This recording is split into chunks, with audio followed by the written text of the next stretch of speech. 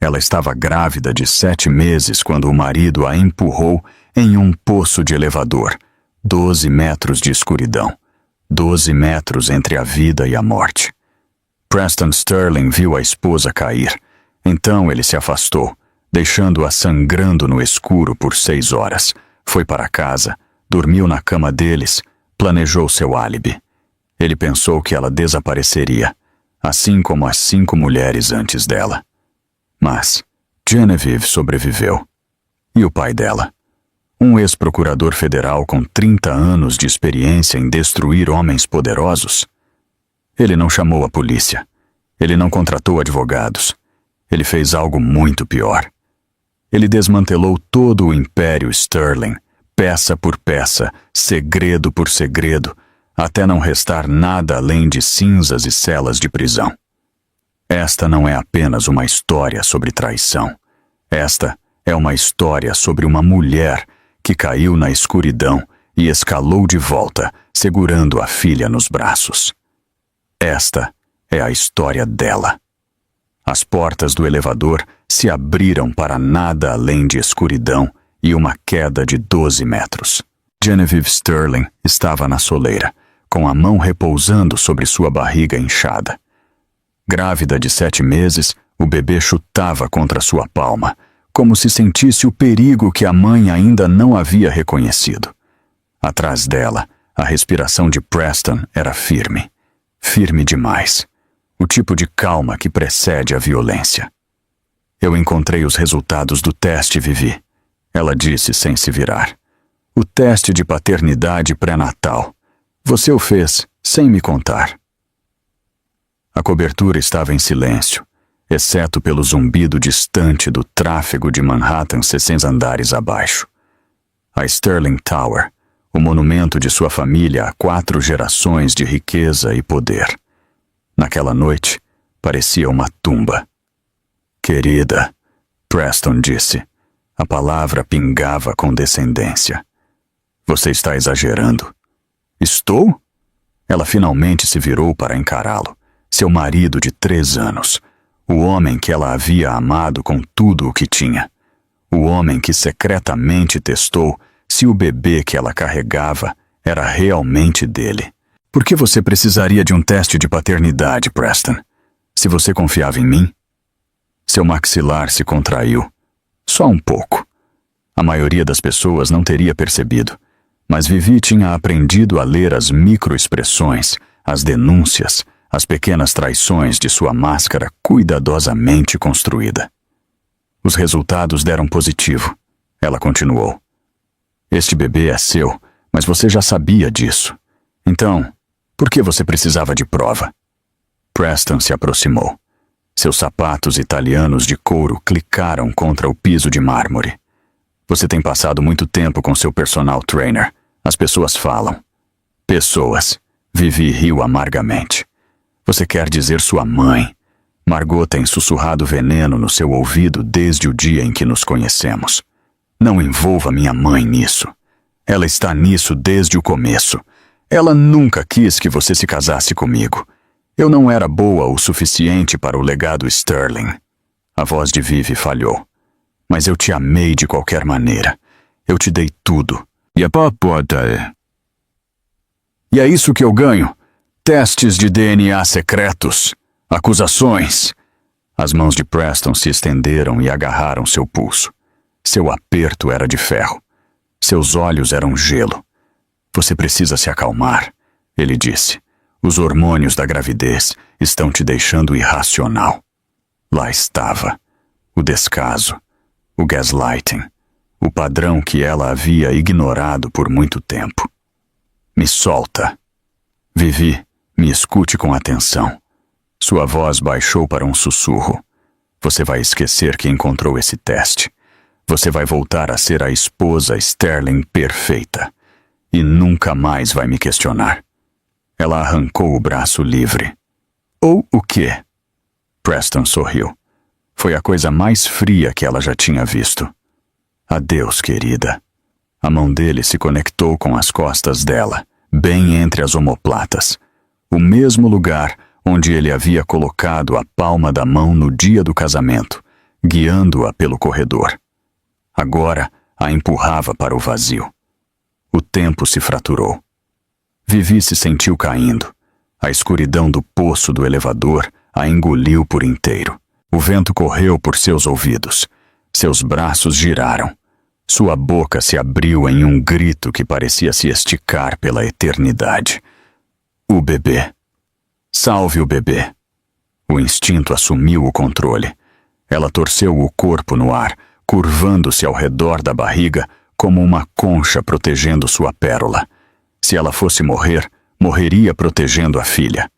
Impacto, mas não o fundo. Seu corpo bateu em algo de metal.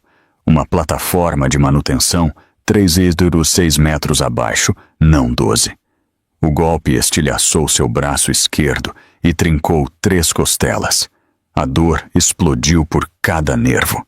Mas ela estava viva. O bebê estava vivo. Acima dela, um rosto apareceu na porta do elevador. Preston, iluminado pelo brilho da tela do celular. Ele olhou para o corpo dela amassado, observou, esperou. Então ele se virou e se afastou. A última coisa que Vivi viu antes que a escuridão a tomasse foi o teto do poço do elevador. Concreto, aço e sombras. E em algum lugar, muito acima, o clique dos passos do marido recuando pelo piso de mármore. Ela ia morrer ali, sozinha, no escuro. Não sozinha. Sua mão encontrou a barriga. O bebê chutou. Lute, Vivi sussurrou. Nós vamos lutar. Então tudo ficou preto. O quarto do hospital era branco. Branco demais. O tipo de brilho estéril que pertencia aos pesadelos. Os olhos de Genevieve se abriram. Máquinas bipavam em um ritmo constante. Um soro pingava fluido transparente em seu braço. O cheiro de antisséptico queimava suas narinas. Onde estou? O que aconteceu? Então tudo voltou correndo. O elevador. O empurrão. A queda. Sua mão foi para a barriga antes que seus olhos pudessem focar. O instinto que havia salvado as duas ainda estava lá. Ainda protegendo. O bebê? Sua voz era um sussurro rouco. Um rosto surgiu em sua visão. Cabelos grisalhos. Olhos cansados. Um queixo firme como granito. Seu pai. Pai! Raymond Ashford se inclinou em sua cadeira. Ele pegou a mão dela com as duas. Suas palmas estavam quentes, mas seu aperto tremia. Lutando, ele disse. Como a mãe dela. Os médicos dizem que ela é um milagre. Vocês duas são. Lágrimas escorreram pelas bochechas de Vivi. Quentes, incontroláveis. O alívio era avassalador. Sua filha estava viva. Seu bebê ainda estava dentro dela. Ainda crescendo. Ainda lutando. Preston, ela conseguiu dizer. Ele me empurrou. Pai, ele tentou me matar. A expressão de Raymond não mudou. Mas algo mudou por trás de seus olhos. Uma escuridão que Vivi já tinha visto antes. O mesmo olhar que ele tinha durante seus 30 anos como procurador federal. O rosto que ele mostrava a assassinos e monstros antes de destruir suas vidas com evidências e verdade. Eu sei, ele disse calmamente. O funcionário da manutenção te encontrou. Filmagens de segurança mostram Preston deixando a cobertura às 23h52, sozinho. Ele disse ao porteiro que você estava tomando banho e queria ficar sozinha. Vivi fechou os olhos. A traição estava completa. Não apenas o empurrão, não apenas a tentativa de assassinato, mas o rescaldo calculado, o álibi, o plano para fazê-la desaparecer. Quanto tempo eu fiquei lá embaixo? 6 horas. Você quase sangrou até morrer. Os médicos tiveram que operar 2 vezes. Seu braço está unido com pinos de titânio. 3 costelas quebradas. Hemorragia interna. Mas o bebê... A voz de Raymond falhou. Apenas um pouco. O bebê está perfeito. Você a protegeu com seu corpo. Os médicos disseram que nunca viram nada parecido. 6 horas. Ela ficou deitada naquele poço de elevador por 6 horas, enquanto o marido foi para casa e dormiu na cama deles. Pai, o que vamos fazer? Raymond se levantou. Ele caminhou até a janela. Lá fora, o sol estava nascendo sobre a cidade. Um novo dia. Um novo começo. Me conte tudo de novo, ele disse sem se virar. Comece do momento em que você conheceu Preston Sterling. Não deixe nada de fora. Eu preciso saber cada detalhe, cada conversa, cada momento estranho que você descartou ou explicou. Por quê? Agora ele se virou. Seus olhos estavam frios, focados, calculando. Porque eu vou destruí-lo, Genevieve. Não apenas prendê-lo, não apenas processá-lo. Eu vou desmantelar tudo que a família Sterling construiu por 4 gerações. E quando eu terminar, o nome Preston Sterling será sinônimo de monstro. Vivi olhou para o pai, o homem que a tinha ensinado o certo e o errado. O homem que dedicou sua vida à justiça. O homem que nunca usou seu poder para vingança pessoal. Até agora. Por onde eu começo? Ela perguntou. Raymond puxou a cadeira para mais perto da cama dela. Ele pegou um pequeno caderno, o mesmo tipo que ele usava durante 3 décadas de investigações federais. O começo, ele disse. Me conte sobre a noite em que você conheceu Preston Sterling e não poupe detalhes. Eu preciso conhecer o homem que estou prestes a enterrar. O baile de caridade tinha sido ideia da mãe dela. $200 por prato, lustres de cristal, mulheres em vestidos de grife, homens em smokings que custavam mais do que os carros da maioria das pessoas. Vivi odiou cada minuto. 3 anos atrás, ela tinha 29 anos. Trabalhava como pesquisadora jurídica em uma organização sem fins lucrativos, filha do famoso procurador Raymond Ashford, mas determinada a fazer seu próprio caminho, seu próprio nome. Você parece que preferia estar em qualquer outro lugar, uma voz disse atrás dela. Ela se virou. O homem era alto, bonito daquele jeito ensaiado de pessoas que foram admiradas a vida toda. Cabelos escuros, olhos azuis, um sorriso que parecia projetado para desarmar. É tão óbvio assim? Vivi perguntou. Só para alguém que se sente da mesma forma. Ele estendeu a mão. Preston Sterling. Ela sabia o nome. Todo mundo sabia o nome. Sterling Corp. Imóveis, finanças, uma fortuna familiar que sobreviveu a 2 guerras mundiais e inúmeras crises econômicas.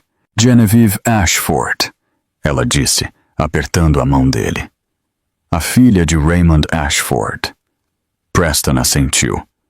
Seu pai colocou 3 dos associados de negócios da minha família na prisão. Vivi se encolheu. Se eram culpados, mereceram. Preston riu. Pareceu genuíno.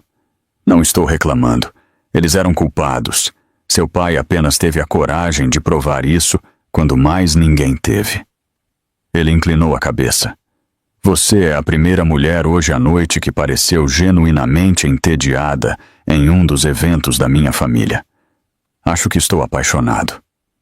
Ela deveria ter reconhecido os sinais de alerta, o charme que parecia ensaiado, os elogios que vinham com muita facilidade, a maneira como ele a fazia se sentir a única pessoa na sala, enquanto simultaneamente observava todos os outros. Mas ela estava solitária e cansada, e tão desesperada por alguém que a visse como mais do que a filha de Raymond Ashford. Me pague uma bebida que não custe $200, ela disse, e talvez eu deixe você me contar mais sobre você. Preston sorriu. Feito. Naquela noite, eles deixaram o baile juntos. Ele a levou a uma lanchonete simples no Brooklyn. Eles comeram panquecas à meia-noite e conversaram até o nascer do sol. Ele contou a ela sobre a pressão de ser um herdeiro Sterling, As expectativas, a solidão de crescer com dinheiro, mas sem conexões reais. Ela acreditou em cada palavra. Ele era diferente naquela época, pai. Vivi disse de sua cama de hospital. Ou eu pensei que fosse. Olhando para trás, eu consigo ver a manipulação, mas na época parecia destino. Raymond escreveu em seu caderno. Seu rosto não revelava nada. Quando as coisas mudaram, Vivi fechou os olhos. As memórias eram dolorosas agora, contaminadas pela verdade do que Preston realmente era. Depois do casamento, pequenas coisas no início. Ele não gostava dos meus amigos, dizia que eles tinham inveja do meu novo estilo de vida. Ele achava que eu passava muito tempo com minha família. Dizia que seu trabalho o deixava desconfortável. Ela fez uma pausa. Eu dei desculpas. Eu disse a mim mesma que ele era apenas protetor, que ele me amava tanto que me queria só para ele. Táticas clássicas de isolamento, Raymond disse. Comportamento de abusador de livro didático. A palavra atingiu Vivi como um tapa. Abusador. Ela nunca tinha se permitido pensar nisso antes. Preston nunca a bateu, nunca gritou. Sua crueldade era sutil, cirúrgica, o tipo que fazia você questionar sua própria realidade. Tem mais, ela disse. Cerca de 6 meses após o casamento, eu ouvi uma ligação telefônica. Preston estava falando com alguém sobre um acordo, algo sobre uma garota da época da faculdade dele. Eu perguntei a ele sobre isso depois. Ele disse que era um assunto de negócios, nada importante.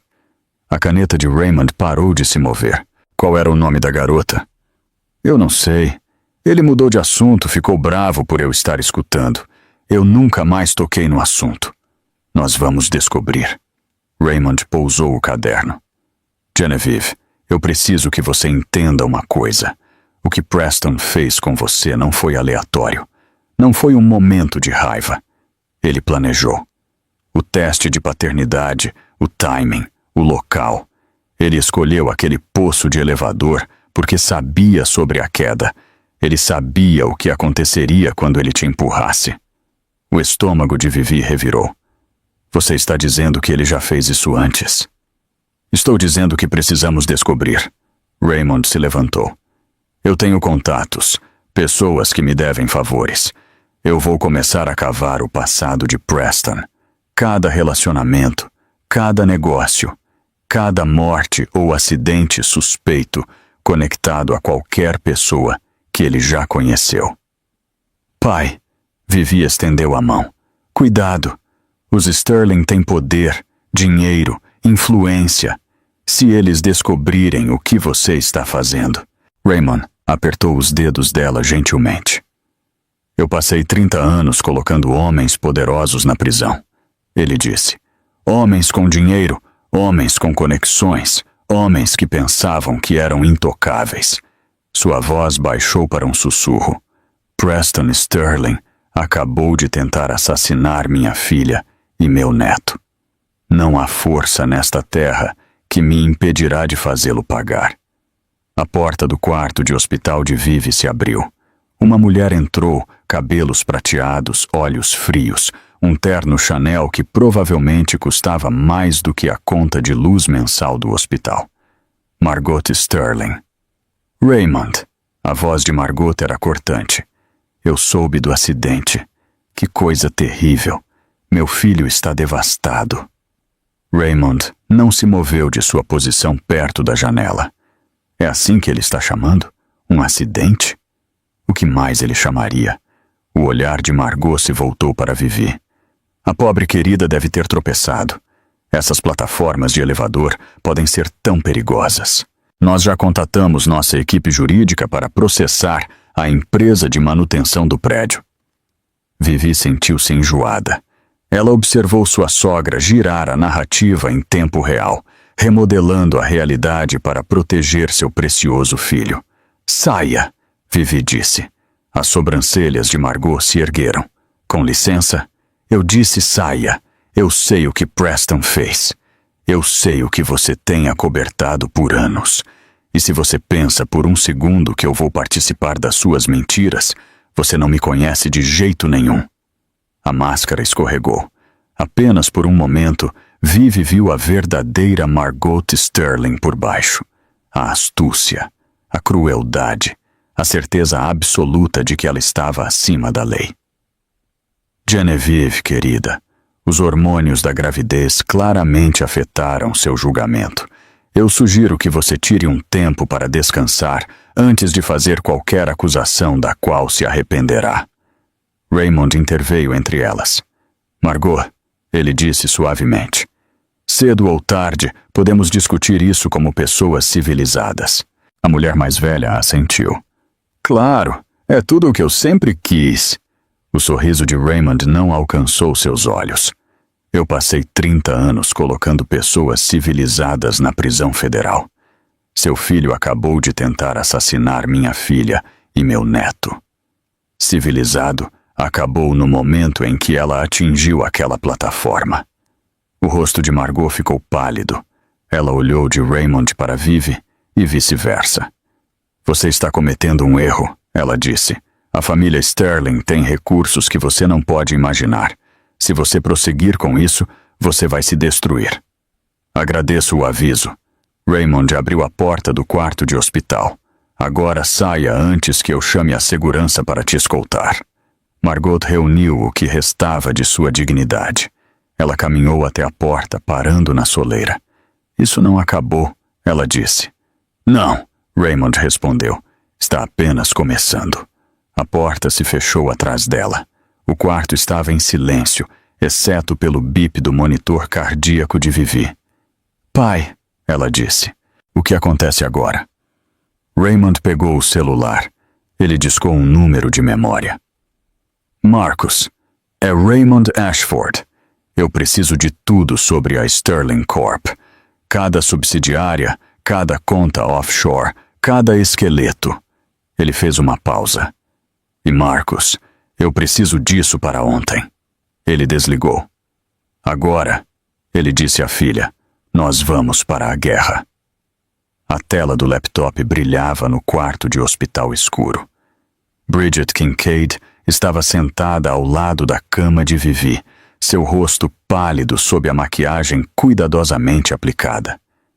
Vivi, ela disse lentamente, eu preciso te mostrar uma coisa, e você vai querer jogar este laptop pela sala. 2 dias se passaram desde a queda. Vivi estava estável agora. O bebê estava prosperando apesar de tudo, mas o sono se recusava a vir. Toda vez que ela fechava os olhos, ela se sentia caindo na escuridão. O que é? Bridget virou a tela para ela. Resultados de pesquisa, obituários, artigos de notícias de anos atrás. Eu estava fazendo uma pesquisa, Bridget disse, sobre Preston, sobre o passado dele, e Vivi. Você não foi a primeira. As palavras não faziam sentido a princípio. Primeira o quê? Primeira esposa? Primeira vítima? Então Vivi começou a ler. Chelsea Morrison, 21 anos, namorada de faculdade de Preston em Harvard, caiu de uma varanda do 4º andar durante uma festa em 2004, considerada suicídio, apesar de não ter histórico de depressão. Sem nota, sem sinais de alerta. Diana Reeves, 26 anos, primeira noiva de Preston, morreu em um acidente de carro em 2009. Perdeu o controle em uma estrada montanhosa. Sem testemunhas, sem outros veículos envolvidos. O noivado havia sido cancelado 2 semanas antes. Sarah Crawford, 28 anos, executiva júnior na Sterling Corp, encontrada morta em seu apartamento em 2014. Causa oficial: overdose acidental. Amigos disseram que ela nunca tinha usado drogas na vida. 3 mulheres, 3 mortes, todas conectadas a Preston Sterling. As mãos de Vivi começaram a tremer. Isso não pode ser real, ela sussurrou. Isso não pode estar acontecendo. Tem mais. A voz de Bridget era quase inaudível. Eu encontrei um registro de pagamento. $200 mil transferidos para a família de Chelsea Morrison 3 meses após a morte dela. A mesma quantia para os pais de Diana Reeves. A mesma para a irmã de Sarah Crawford. Todos da mesma conta offshore. Todos roteados pelas subsidiárias da Sterling Corp. Dinheiro de suborno. Os Sterling pagaram as famílias das mulheres mortas. Eles sabiam, Vivi disse. Os pais dele sabiam o que ele era, e eles acobertaram. O quarto girou. Todos aqueles anos, todos aqueles sorrisos, todos aqueles jantares de família onde Margot Sterling olhava para ela com desprezo mal disfarçado. Eles sabiam que o filho era um assassino e deixaram Vivi entrar direto em sua teia. Eu era mais corajosa do que as outras, Vivi murmurou. O quê? No meu casamento, Margot sussurrou algo para mim. Ela disse que eu era mais corajosa do que as outras. Vivi riu amargamente. Eu pensei que ela queria dizer corajosa o suficiente para me casar sob os holofotes da família, para lidar com a pressão de ser uma Sterling. Bridget estendeu a mão para ela. Vivi, ela quis dizer corajosa o suficiente para sobreviver, ou estúpida o suficiente para pensar que eu conseguiria. A memória voltou, seu dia de casamento, o vestido branco, as flores, Preston esperando no altar com aquele sorriso perfeito. Ela estava tão feliz, tão certa de que tinha encontrado o seu para sempre, mas os sinais estavam ali o tempo todo. A maneira como Preston olhava para outras mulheres quando pensava que ela não estava olhando, não com desejo, com cálculo, como um predador avaliando a presa.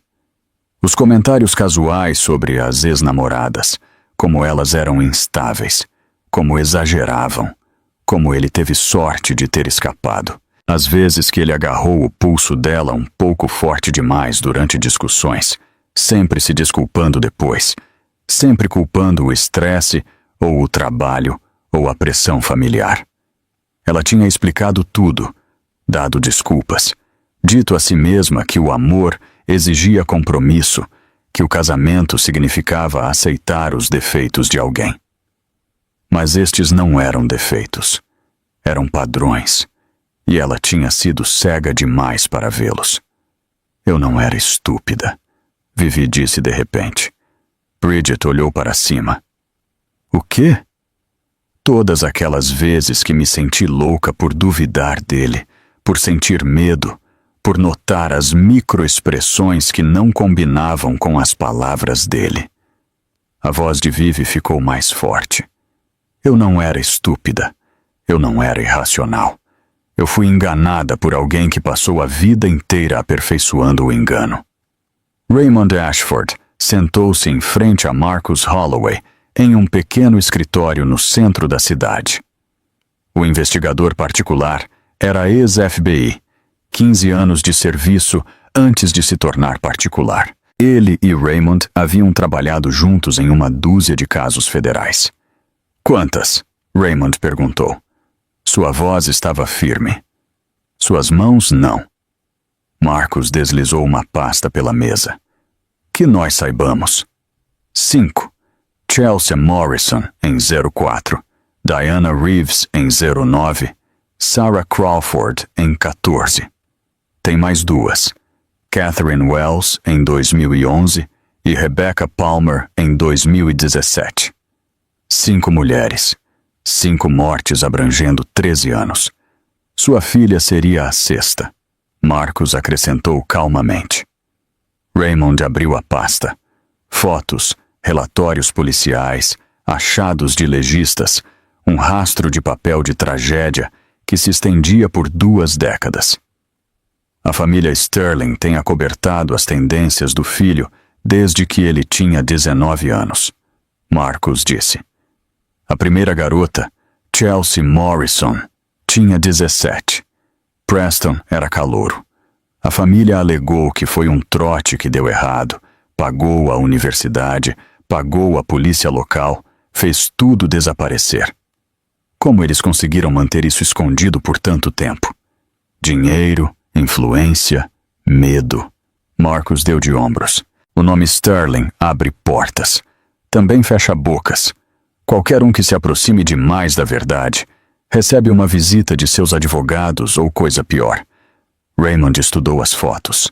5 jovens, 5 vidas interrompidas, 5 famílias destruídas pela dor e silenciadas pelo dinheiro. E quanto a provas físicas?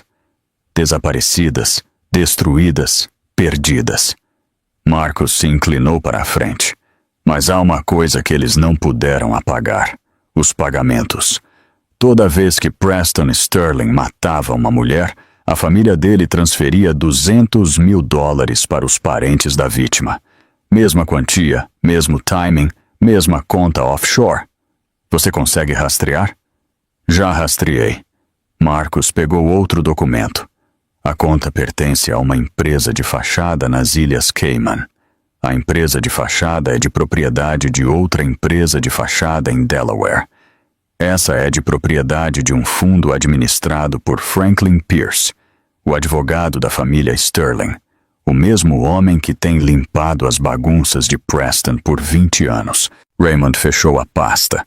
Sua mente já estava trabalhando, construindo o caso, conectando os pontos, encontrando a fraqueza na armadura Sterling. O que você precisa de mim? Ele perguntou. Acesso, Marcus disse. A família Sterling se isolou por trás de camadas de advogados e dinheiro. Mas sempre tem alguém que fala, alguém que viu algo, alguém que está esperando uma chance de falar. Encontre-os. Eu vou. Marcus fez uma pausa. Raymond, tem mais uma coisa. O padrão de Preston está acelerando. Chelsea Morrison em 04, Diana Reeves em 09. São 5 anos entre as vítimas. Mas Catherine Wells foi apenas 2 anos depois de Diana. E Rebecca Palmer foi apenas 3 anos depois de Sarah Crawford. Ele está perdendo o controle ou ficando mais confiante. De qualquer forma, sua filha interrompeu algo. A gravidez, o teste de paternidade, algo o assustou, o fez agir mais rápido do que o normal. Raymond pensou em Vivi deitada naquela cama de hospital. Os ossos quebrados, a hemorragia interna, o bebê lutando para sobreviver. Ele não terá outra chance, Raymond disse. Eu vou garantir isso. Naquela noite, Vivi sentou-se sozinha no quarto de hospital. As luzes estavam fracas. As máquinas zumbiam. Lá fora, a cidade brilhava com 1 milhão de luzes, alheia à escuridão que ela havia descoberto. Ela se pegou trançando o cabelo, um hábito de infância. A mãe dela costumava fazer isso quando ela estava assustada. Agora ela fazia sozinha, por cima e por baixo, por cima e por baixo. O movimento repetitivo acalmava seus pensamentos acelerados. 5 mulheres, 5 mortes, 5 famílias destruídas. E ela quase tinha sido a número 6. O bebê chutou. Vivi colocou a mão na barriga e sentiu uma pequena vida dentro dela, lutando para existir em um mundo que tentou acabar com ela antes mesmo de começar. Eu vou te proteger, Vivi sussurrou. Custe o que custar, eu vou te proteger dele, da família dele, de tudo. O quarto estava em silêncio, exceto pelos monitores bipando. Mas naquele silêncio, Vivi tomou uma decisão. Ela não seria uma vítima. Ela não se esconderia. Ela não deixaria o nome de Preston Sterling ser o fim de sua história. Seria o começo da destruição dele. O escritório de canto da Sterling Corp ocupava todo o 500º andar. Janelas do chão ao teto ofereciam uma vista panorâmica de Manhattan, um testemunho de 4 gerações de riqueza, um monumento ao poder. Preston Sterling estava sentado atrás de sua mesa de mogno, com o braço esquerdo em uma tipóia, um adereço, uma peça de teatro projetada para apoiar sua história sobre tentar segurar a esposa em queda. Franklin Pierce andava de um lado para o outro na frente dele. O advogado da família estava suando. Seu terno caro estava amarrotado. Seu habitual comportamento pomposo havia desmoronado em algo próximo ao pânico. A polícia está fazendo perguntas, Pierce disse. Sua mãe está controlando a situação, mas Raymond Ashford não é um homem que pode ser controlado. Meu sogro é um procurador aposentado. A voz de Preston era calma, quase entediada. Ele não tem jurisdição, nem autoridade, nem poder. Ele tem contatos, 30 anos de contatos na aplicação da lei federal, o FBI, o DOJ, o IRS. Pierce parou de andar. E ele tem motivo. Você empurrou a filha grávida dele em um poço de elevador. Alegadamente. Preston, eu tenho limpado suas bagunças desde que você tinha 19 anos. Chelsea Morrison, Diana Reeves, todas as outras. Eu fiz todos os problemas desaparecerem, mas este é diferente. Genevieve sobreviveu. Ela está falando, e o pai dela tem os recursos para fazer as pessoas ouvirem. Preston se levantou e caminhou até a janela. A cidade se estendia abaixo dele como um reino esperando para ser conquistado. Então nós o enterraremos, Preston disse, como enterramos todos. O escritório doméstico de Raymond havia se transformado em uma sala de guerra. 3 paredes cobertas com documentos, fotos, linhas do tempo, uma teia de conexões ligando Preston Sterling a 2 décadas de violência. Ted Ashford estava sentado ao computador, seus dedos voando sobre o teclado. O irmão mais novo de Vivi havia construído sua empresa de tecnologia do nada. Ele entendia de dinheiro, como ele se movia, como ele se escondia. Pai, Ted disse, eu encontrei algo. Raymond atravessou a sala. O quê? Os pagamentos, $200 mil antes de cada morte. Eu os rastreei através de 17 empresas de fachada. Ted apontou para a tela. Todos levam de volta para a mesma conta nas Ilhas Cayman. Mas aqui está a coisa. As transferências bancárias aconteceram 3 dias antes de cada vítima morrer. Todas as vezes. Ele estava pagando adiantado. Para o quê? Raymond estudou o padrão. 3 dias antes de Chelsea. Morrison cair daquela varanda. 3 dias antes de Diana Reeves perder o controle do carro. 3 dias antes de Sarah Crawford ter uma overdose de drogas que ela nunca usou. Limpeza, Raymond disse. Ele paga alguém para lidar com o rescaldo, fazer parecer um acidente, destruir provas, silenciar testemunhas. Tem mais. Ted puxou outro documento. A mesma conta recebeu um depósito 3 dias antes da queda de Vivi, $200 mil. As implicações eram impressionantes.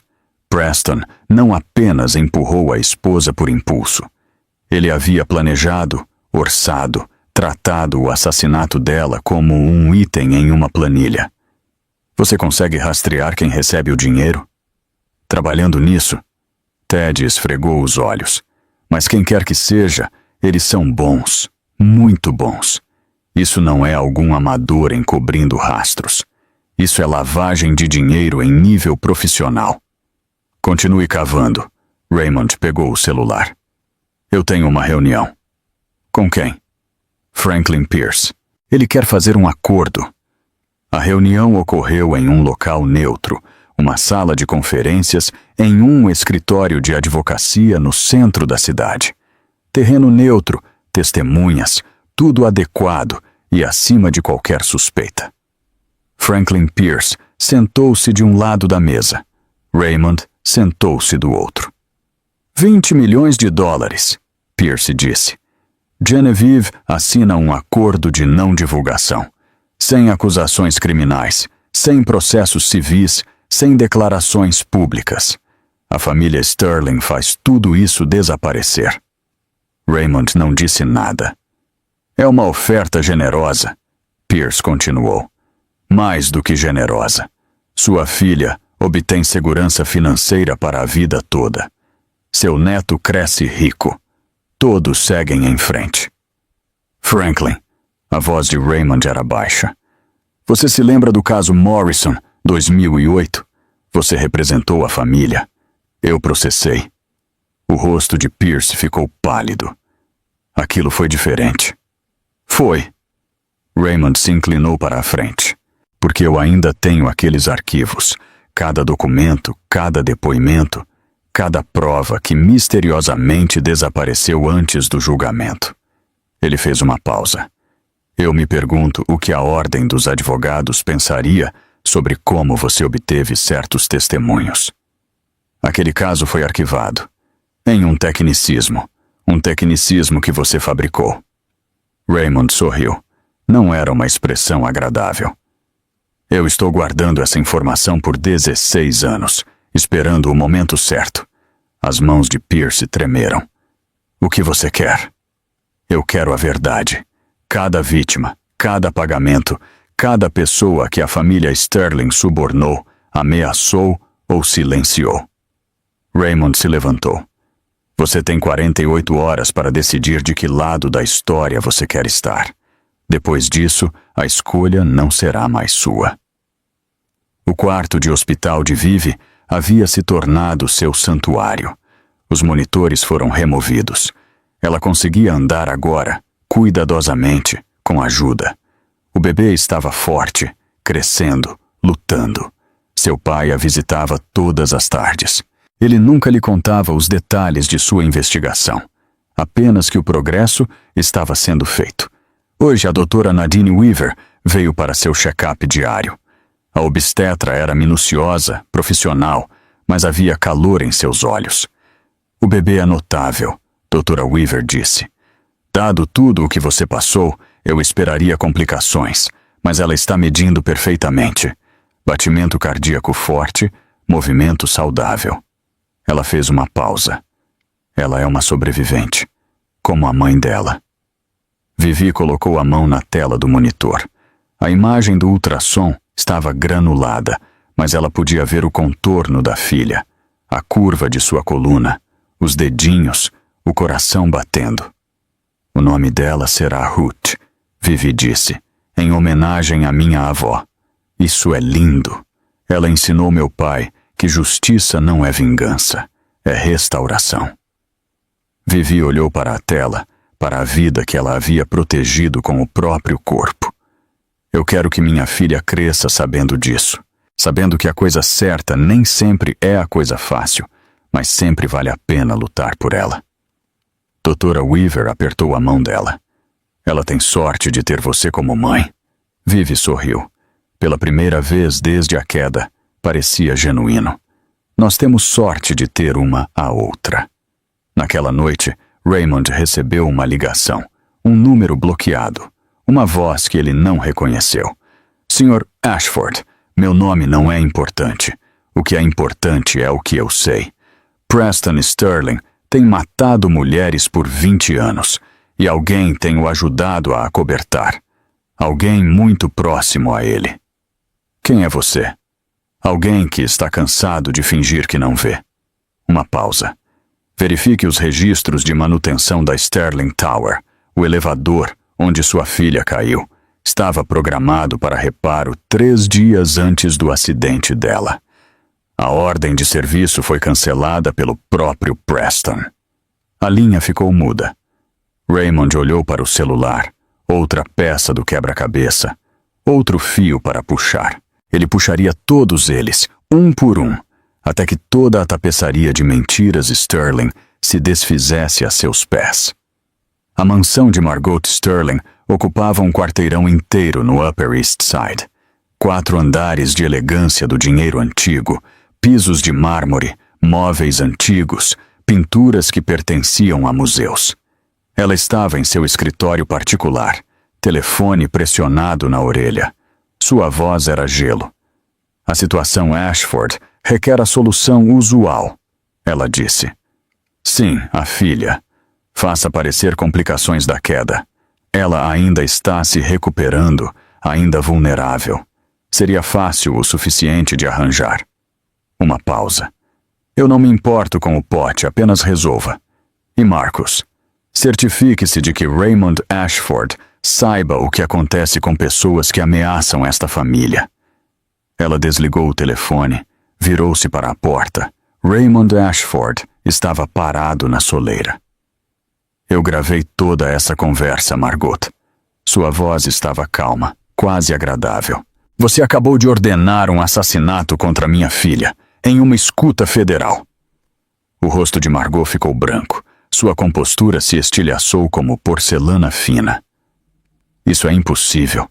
Você não poderia ter... Não poderia ter o quê? Antecipado que você tentaria mandar matar Genevieve. Que você usaria os mesmos métodos que usou por 20 anos para limpar as bagunças do seu filho? Raymond deu um passo para dentro da sala. Eu tenho gravado todas as ligações que entram e saem desta casa por 3 semanas. Cada mensagem de texto, cada e-mail.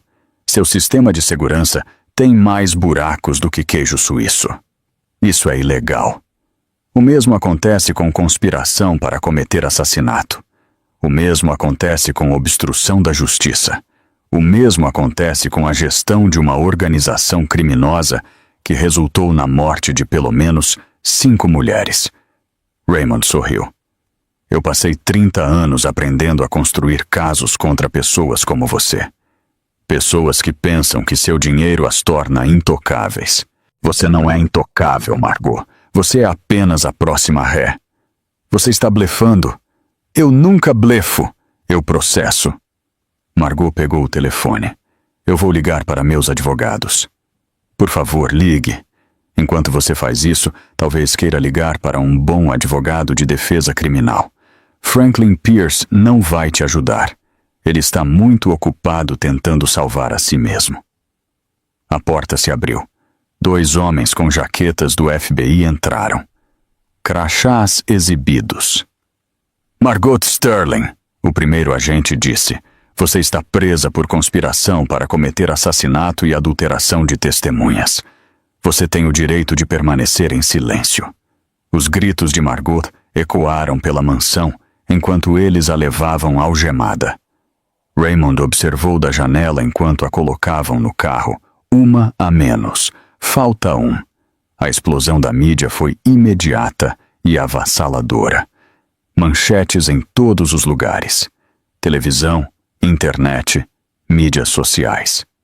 O nome Sterling, que havia comandado respeito por 4 gerações, agora era sinônimo de escândalo. Herdeiro Sterling, questionado sobre queda da esposa. Ex-procurador descobre padrão de mortes ligadas à família bilionária. Matriarca Sterling presa por acusações de conspiração. O rosto de Preston Sterling apareceu em todas as telas. Sua imagem cuidadosamente elaborada desmoronando em tempo real. O filantropo bonito, o empresário charmoso, o marido devotado. Tudo mentiras. Vivi assistiu ao noticiário de sua cama de hospital, uma tigela de gelatina de limão na mão. A mesma gelatina que ela havia desejado durante toda a gravidez. Preston sempre zombou do desejo, chamava de infantil, comum. Agora ela saboreava cada mordida. Bridget estava sentada ao lado dela, deslizando o celular. Seu pai está em alta no Twitter. A hashtag Justiça pelas Vítimas Sterling foi vista 50 milhões de vezes. Bom, tem também uma vaquinha online para as famílias das outras vítimas de Preston. Já arrecadou $2 milhões. Vivi pousou a colher. Aquelas famílias, os pais de Chelsea Morrison, a mãe de Diana Reeves, eles têm sofrido em silêncio por anos, décadas, aceitando dinheiro para ficar quietos. Vivendo com o conhecimento de que suas filhas foram assassinadas e ninguém acreditaria neles. Seu pai acreditou. Meu pai nem sabia que eles existiam até a semana passada. Vivi balançou a cabeça. Eu deveria ter percebido. Todas aquelas bandeiras vermelhas que eu ignorei. Todos aqueles comentários estranhos que Preston fez sobre as ex-namoradas. Todas aquelas vezes que me senti insegura e disse a mim mesma que estava exagerando. Bridget pegou a mão dela. Você sobreviveu. É isso que importa. Eu quase não sobrevivi. Vivi olhou para a televisão. O rosto de Preston preencheu a tela. Tão bonito, tão confiante, tão completamente vazio por trás daqueles olhos azuis. Ele vai tentar virar o jogo, fazer-se de vítima, me culpar meu pai, culpar qualquer pessoa, exceto a si mesmo. Deixe-o tentar. Bridget apertou os dedos dela. A verdade está lá fora agora, e seu pai está apenas começando. 24 horas depois, o FBI invadiu a sede da Sterling Corp. Agentes invadiram o 502º andar, apreenderam computadores, confiscaram arquivos, entrevistaram funcionários que passaram anos fingindo não notar as tendências mais sombrias de seu CEO. Os contadores forenses encontraram tudo. 20 anos de pagamentos a famílias de vítimas, subornos a departamentos de polícia locais, doações a políticos que bloquearam investigações, uma organização sistemática projetada para permitir um assassino. Raymond observou a invasão do outro lado da rua. Marcus Holloway estava ao lado dele. Temos o suficiente para acusar Preston de extorsão, Marcus disse. Lavagem de dinheiro, obstrução da justiça, fraude eletrônica. Mesmo sem as acusações de assassinato, ele está olhando para 30 anos no mínimo. As acusações de assassinato virão. A evidência é circunstancial. Sem testemunhas, sem prova física. Advogados de defesa vão despedaçar isso. Raymond se virou para encará-lo. Há uma testemunha. Minha filha. Ela sentiu a mão dele nas costas. Ela o ouviu dizer adeus. Ela viu o rosto dele observando-a cair. A palavra dela contra a dele. Não mais.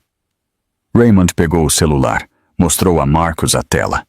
A plataforma de manutenção onde Genevieve pousou tinha uma câmera de segurança, danificada na queda, mas recuperável.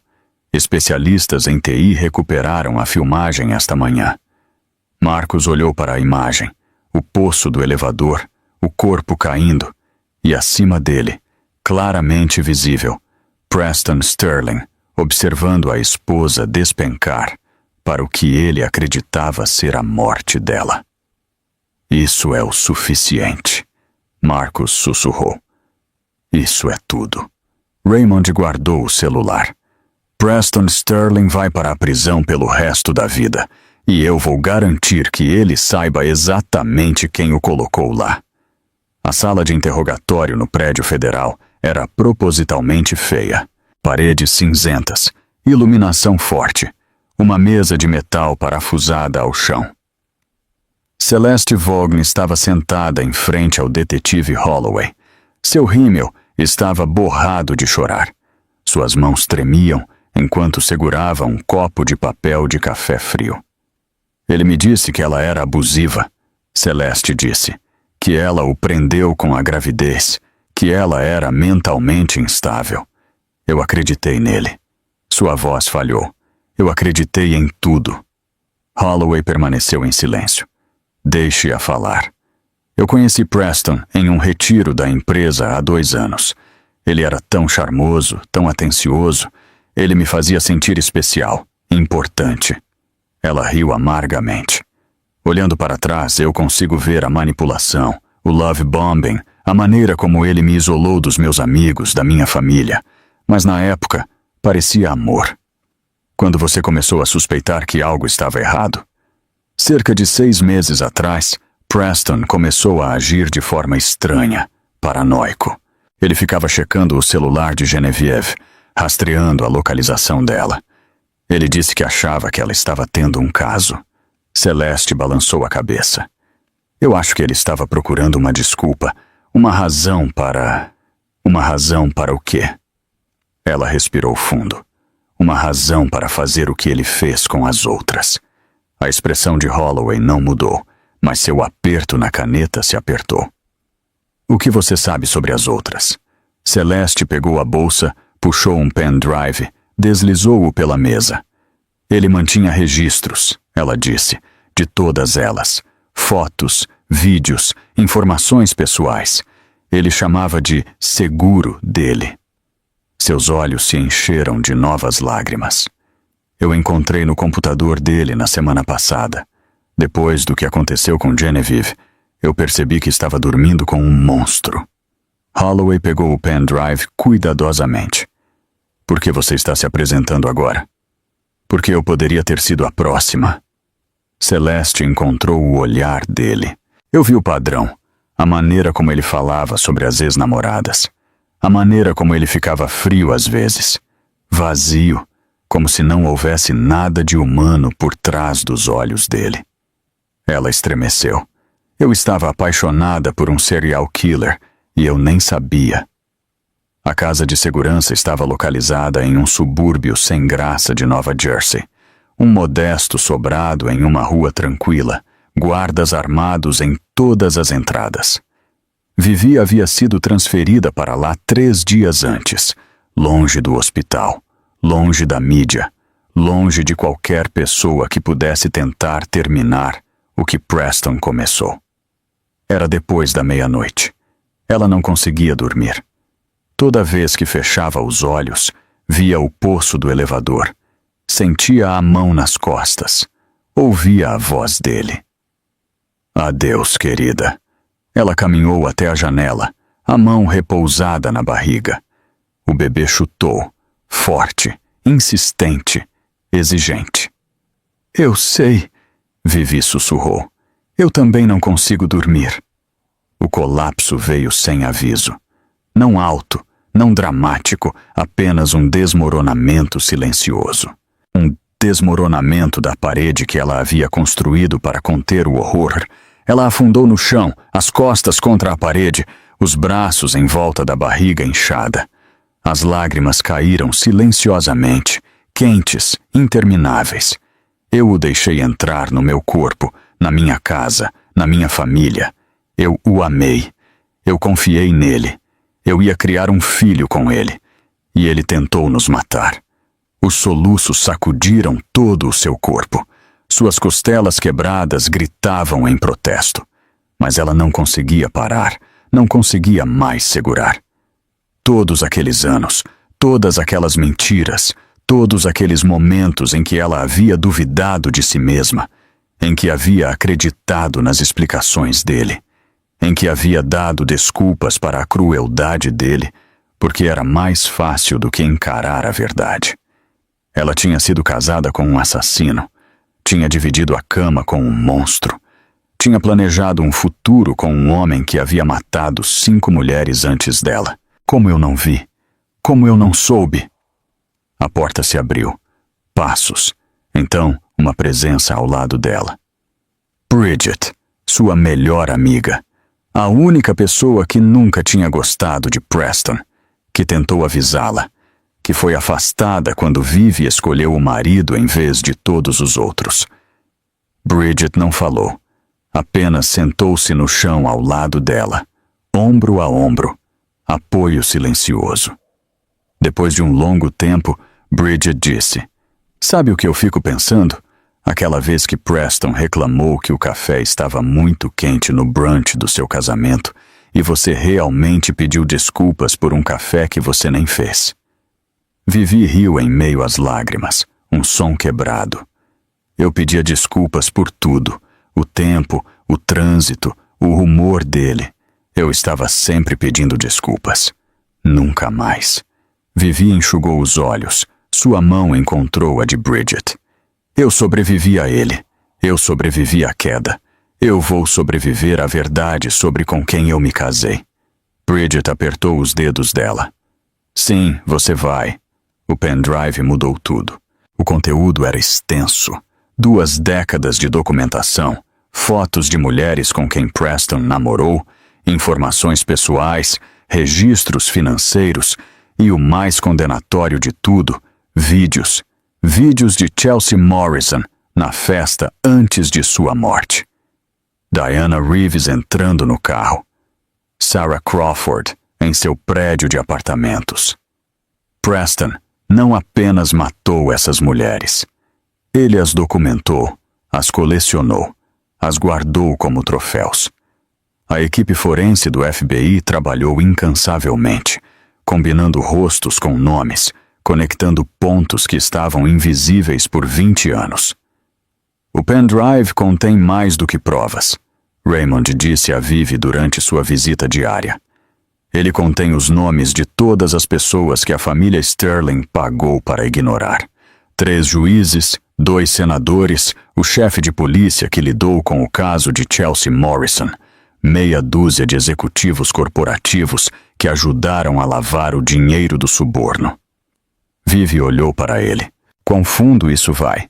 Fundo o suficiente para derrubar algumas pessoas muito poderosas.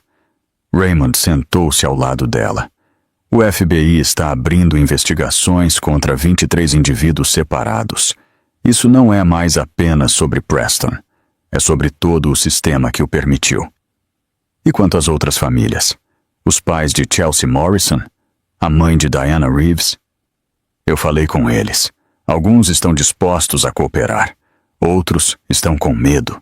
Eles passaram anos sendo instruídos a ficar quietos, a aceitar o dinheiro e seguir em frente. Raymond fez uma pausa. Mas agora eles têm uma escolha. Agora eles podem finalmente contar a verdade. Vivi pensou naquelas famílias, nas mães que perderam filhas, nos pais que enterraram filhos, nos irmãos que cresceram, sentindo falta de alguém que deveria estar lá. Eles merecem justiça, ela disse. Eles terão. A voz de Raymond era de aço. Eu te prometo isso.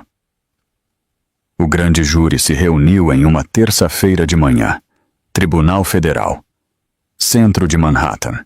Segurança mais apertada do que qualquer um conseguia se lembrar.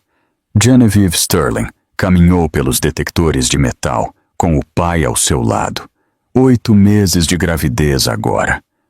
Movendo-se lentamente, cuidadosamente. Cada passo uma lembrança do que ela havia sobrevivido. O tribunal estava lotado. Repórteres, advogados, agentes do FBI, representantes de famílias de vítimas que esperaram décadas por este momento. Vivi sentou-se na cadeira de testemunha. Os dedos da taquígrafa pairavam sobre a máquina. 24 jurados assistiam de seus assentos, esperando, ouvindo. Por favor, declare seu nome para o registro. Genevieve Ruth Ashford Sterling. Senhora Sterling, você pode nos contar sobre os eventos de 15 de outubro deste ano? Vivi respirou fundo. Ela havia ensaiado isso, se preparado para cada pergunta. Mas nada poderia realmente prepará-la para reviver a pior noite de sua vida na frente de estranhos. Meu marido Preston e eu estávamos na cobertura da Sterling Tower. Estávamos discutindo sobre um teste de paternidade pré-natal que eu encontrei no escritório dele. Ele havia secretamente testado o DNA do bebê sem meu conhecimento ou consentimento. O que aconteceu em seguida? Eu o confrontei, perguntei por que ele precisava de prova de que o bebê era dele. Ele ficou na defensiva, agressivo. Vivi fez uma pausa. Então ele me empurrou. Onde ele a empurrou? No poço do elevador.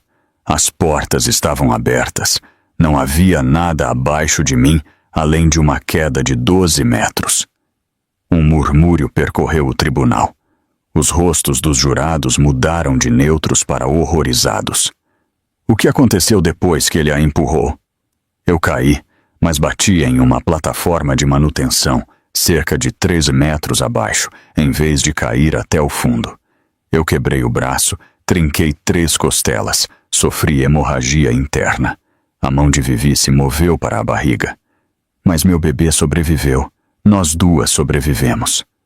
Você viu o rosto de seu marido durante ou após a queda? Sim. A voz de Vivi estava firme agora. Forte. Ele olhou para mim enquanto eu caía. Ele esperou para ter certeza de que eu estava morta. E quando eu não morri imediatamente, ele se virou e foi embora. Ele me deixou lá, no escuro, sangrando, sozinha. Uma das juradas, uma mulher mais velha, tinha lágrimas escorrendo pelo rosto. Outro jurado, um homem de meia idade, agarrou o braço de sua cadeira até que seus nós dos dedos ficassem brancos. Senhora Sterling, você estava ciente de quaisquer incidentes anteriores envolvendo seu marido e outras mulheres? Não na época. Desde então, eu soube que Preston tem um histórico de violência contra mulheres. Pelo menos 5 outras mulheres morreram em circunstâncias suspeitas enquanto estavam envolvidas com ele. Chelsea Morrison, Diana Reeves, Catherine Wells, Sarah Crawford, Rebecca Palmer. Vivi olhou diretamente para os jurados. Eu teria sido a número 6. Preston Sterling realizou sua própria coletiva de imprensa naquela tarde, parado nos degraus do tribunal, flanqueado por sua nova equipe jurídica, câmeras piscando, microfones empurrados em sua direção. Minha esposa está indisposta, Preston disse. Sua voz era suave, ensaida, o mesmo charme que havia enganado Vivi por anos. A gravidez tem sido difícil. As alterações hormonais afetaram o julgamento dela, a memória dela. Ele fez uma pausa para efeito. Piscou o que poderiam ter sido lágrimas. Eu a amo. Eu nunca faria mal a ela ou ao nosso filho. Estas acusações são infundadas. Eu estou confiante de que a verdade virá à tona. Um repórter gritou da multidão. E quanto a Chelsea Morrison? O sorriso de Preston não vacilou. Eu não conheço ninguém com esse nome. E quanto a Diana Reeves? Um trágico acidente. Eu fiquei devastado com a perda dela. E quanto a Sarah Crawford? O sorriso tremeu por apenas um momento, tempo suficiente para as câmeras capturarem. Eu não tenho mais comentários, Preston disse. Ele se virou para sair, mas outro repórter gritou, cortando o barulho. Sr. Sterling, o FBI divulgou filmagens da câmera de segurança do poço do elevador. Ela mostra claramente você empurrando sua esposa. Você tem alguma resposta? Preston congelou. Sua máscara escorregou completamente. Por um momento, as câmeras capturaram o verdadeiro Preston Sterling.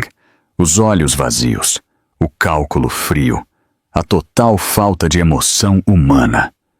Então ele se foi, levado por seus advogados, recuando para as sombras onde sempre se escondeu. Mas a imagem permaneceu, transmitida ao redor do mundo, compartilhada milhões de vezes nas mídias sociais. O monstro finalmente tinha sido visto. A reunião final de Raymond com os procuradores federais ocorreu naquela noite. 3 horas de documentos, provas, depoimentos. Nós temos registros bancários, Raymond disse. Transferências bancárias. Os pagamentos sistemáticos antes de cada morte. Os subornos a funcionários que ignoraram. O que mais? O pendrive que Celeste Vaughn forneceu contém vídeos de pelo menos 3 vítimas tirados dias antes de suas mortes. A análise forense confirma os carimbos de data e hora. Preston Sterling documentou seus crimes. A procuradora principal, uma mulher chamada Victoria Walsh, estudou as provas. 20 anos no DOJ. Ela já tinha visto monstros antes, mas este era diferente. As acusações de extorsão sozinhas o colocarão atrás das grades por décadas, ela disse. Adicione a obstrução, a lavagem de dinheiro, o suborno. Não é o suficiente. Raymond se inclinou para a frente. Este homem assassinou 5 mulheres. Tentou assassinar minha filha e meu neto.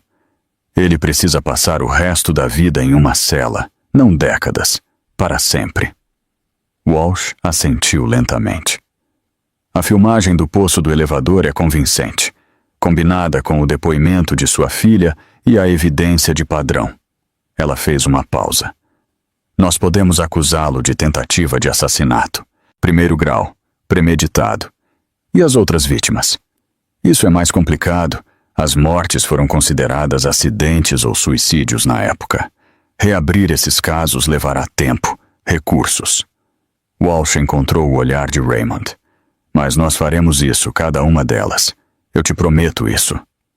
Raymond se levantou, estendeu a mão. O caso federal é apenas o começo, ele disse. Eu tenho mais um movimento, e custará à família Sterling mais do que tempo de prisão. Custará a eles tudo o que mais valorizavam, o legado deles. A reunião de acionistas ocorreu na sede da Sterling Corp., o mesmo prédio onde Preston tentou assassinar a esposa, o mesmo poço de elevador onde Genevieve havia caído. 300 acionistas lotaram o auditório. Sussurros nervosos, rostos incertos.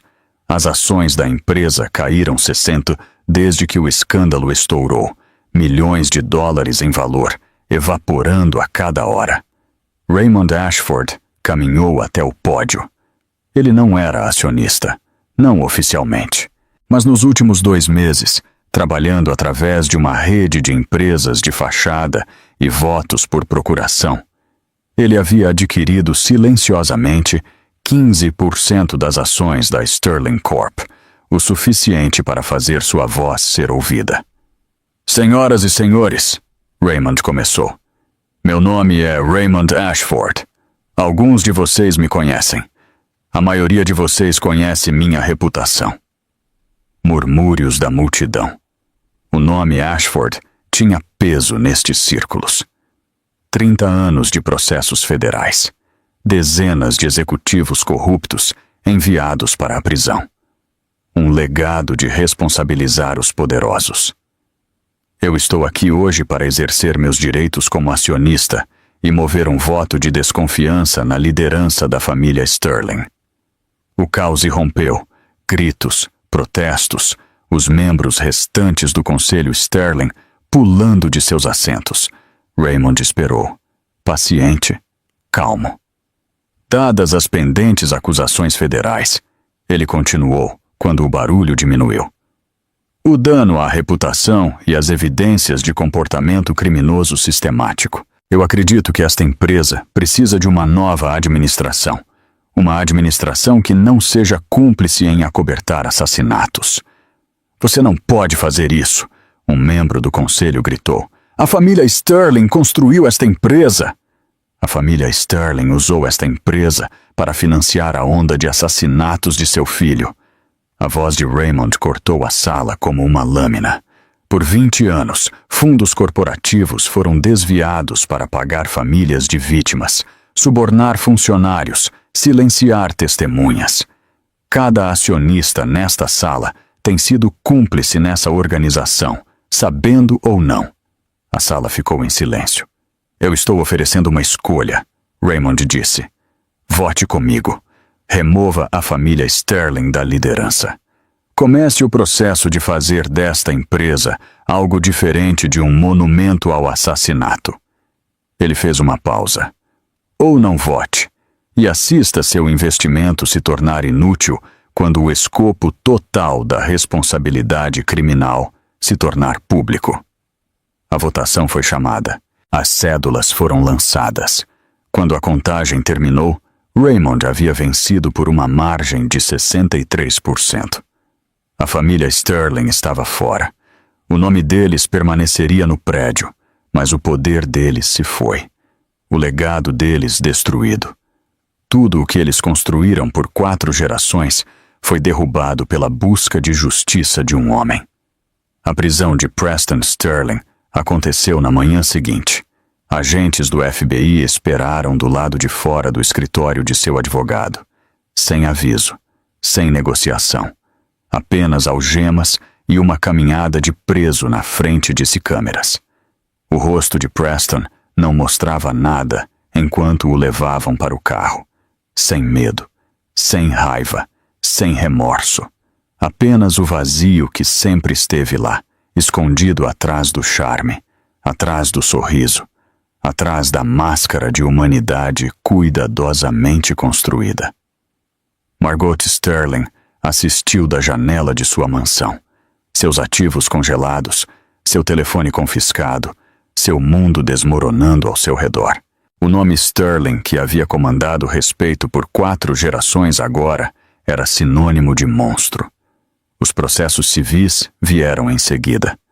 A família de Chelsea Morrison, pais que passaram 16 anos sendo informados de que a filha se matou, que aceitaram dinheiro para ficar quietos, que viveram com o conhecimento de que a justiça nunca viria. A família de Diana Reeves, uma mãe que enterrou a filha e nunca entendeu o porquê, que questionou as descobertas da polícia, que foi ameaçada ao silêncio por advogados Sterling. A família de Sarah Crawford, uma irmã que sabia que sua irmã não usava drogas, que lutou por anos para reabrir a investigação, que finalmente foi ouvida. 20 anos de silêncio quebrado, 20 anos de luto finalmente reconhecido. A fortuna Sterling, que construiu hospitais e financiou universidades agora, pagaria indenização às famílias que eles destruíram. Vivi recebeu a notícia na casa de segurança. Seu pai ligou, sua voz cansada, mas triunfante. Está feito, Raymond disse. Preston será indiciado amanhã. As acusações são tentativa de assassinato, extorsão, lavagem de dinheiro, obstrução da justiça. Os promotores estão confiantes. As provas são esmagadoras. Vivi sentou-se lentamente, com a mão na barriga. O bebê estava quieto agora, descansando. E a mãe dele? O julgamento de Margot está marcado para o próximo mês. Conspiração, ordenando um assassinato contra você. 20 anos de obstrução. Raymond fez uma pausa. Ela vai morrer na prisão, Genevieve. Ambos vão. As lágrimas vieram, mas estas eram diferentes. Não lágrimas de dor, não lágrimas de medo. Lágrimas de libertação, de encerramento, do longo pesadelo finalmente terminando. Obrigada, pai. Não me agradeça. A voz de Raymond suavizou. Você sobreviveu. Você testemunhou. Você encontrou a coragem de dizer a verdade quando teria sido muito mais fácil ficar em silêncio. Uma pausa. Eu estou orgulhoso de você, querida. Muito orgulhoso. Vivi enxugou os olhos. Eu não teria conseguido sem você. Sim, você teria. Você sempre foi mais forte do que sabia. Raymond limpou a garganta. Agora descanse um pouco. Você tem um bebê para dar à luz e uma vida inteira nova para começar. As contrações começaram às 3h17 da manhã. Vivi estava sonhando, não os pesadelos que a atormentaram por meses, não a queda, não a escuridão, não o rosto de Preston, observando-a despencar para o vazio. Algo diferente, algo pacífico, um jardim. A luz do sol passando por macieiras. Uma menininha de cabelos escuros correndo por flores silvestres. Rindo, livre, segura. Então a dor, aguda, urgente, inconfundível, como um punho se fechando dentro de sua barriga. Os olhos de Vivi se abriram. O quarto da casa de segurança estava escuro, silencioso, exceto pelo zumbido distante do sistema de segurança. Outra contração, mais forte desta vez, irradiando de suas costas para o abdômen como uma onda de fogo. Chegou a hora, ela sussurrou para o quarto vazio. Oh Deus, chegou a hora, e suas mãos encontraram sua barriga. 8 meses e 3 semanas. Cedo, mas não perigosamente. Os médicos a tinham avisado que isso poderia acontecer. O trauma da queda, o estresse do julgamento. O corpo às vezes decide que já chega. Ela pegou o celular. Descagem rápida 1. Seu pai. Pai. Sua voz estava firme, mais calma do que ela se sentia. O bebê está chegando. Raymond Ashford havia enfrentado assassinos, testemunhado perante o Congresso, processado homens que ameaçaram destruí-lo e a todos que ele amava. Mas o som da voz da filha, dizendo-lhe que seu neto estava a caminho, o reduziu a algo próximo ao pânico. Eu estou a caminho. 20 minutos. Não se mova. Eu estou ligando para o hospital. Eu estou ligando para Ted. Eu estou ligando para Bridget. Não se mova. Pai. O quê? Respire. Uma pausa. Então uma risada. Trêmula, mas genuína. Essa deveria ser minha fala. Eu sei. Eu aprendi com o melhor. A viagem para o Monte Sinai levou 43 minutos. Raymond quebrou todos os limites de velocidade. Ted estava sentado no banco do passageiro, ligando para o hospital. Bridget havia chegado antes de todos, de alguma forma, antes da ambulância que transportou Vivi da casa de segurança. A ala de maternidade particular havia sido isolada dias antes. Guardas armados em todas as entradas. Sem imprensa. Sem câmeras. Ninguém sem autorização explícita. Este momento pertencia a Vivi e sua família. Depois de tudo o que eles haviam suportado, eles mereciam essa privacidade. A sala de parto era de última geração. Iluminação suave que podia ser ajustada. Um sistema de som tocando música suave. Equipamento médico disfarçado atrás de painéis de madeira quente. Tudo projetado para parecer menos clínico, mais humano. Vivi estava deitada na cama, conectada a monitores que rastreavam suas contrações e os batimentos cardíacos do bebê. O bip rítmico era estranhamente reconfortante. Prova de que Ruth ainda estava lutando, ainda forte. Bridget segurou a mão dela durante a primeira onda de contrações sérias.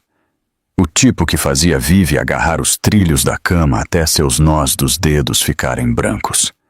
Respire, Bridget disse. Entra pelo nariz, sai pela boca, assim como nós praticamos. Nós nunca praticamos. Então improvise. Você é boa nisso. Vivi riu apesar da dor. Típico de Bridget fazê-la rir durante o parto. Quão ruim é? Bridget perguntou. Lembra quando você me convenceu a experimentar hot yoga e eu desmaiei no cachorro olhando para baixo? Tão ruim quanto. Multiplique